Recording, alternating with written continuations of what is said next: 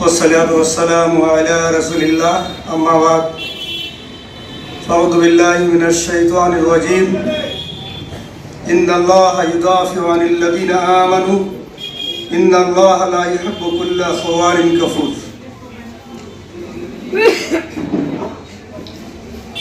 মুসলিম ওয়াকফ সম্পত্তি রক্ষার্থে আজকের এই সমাবেশ মালদা জেলা অন্তর্গত টাউন এই হলে আয়োজিত হয়েছে। প্রথমে আয়োজকদের শুকরিয়া আদায় করছি। উপস্থিত আছেন বিভিন্ন সংগঠন ও সামাজিক প্রতিষ্ঠানের প্রতিনিধিগণ, সকলের শুকরিয়া। যারা এসছেন বিভিন্ন জায়গা থেকে সকলকে স্বাগত জানাচ্ছি।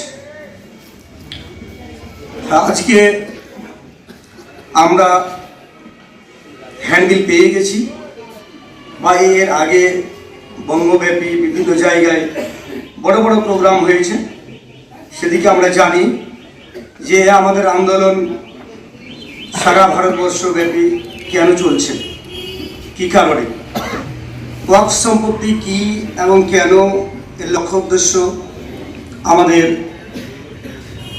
সকলের শ্রদ্ধেয় পাত্র ডক্টর মাজিদি সাহেব বর্ণনা করেছেন।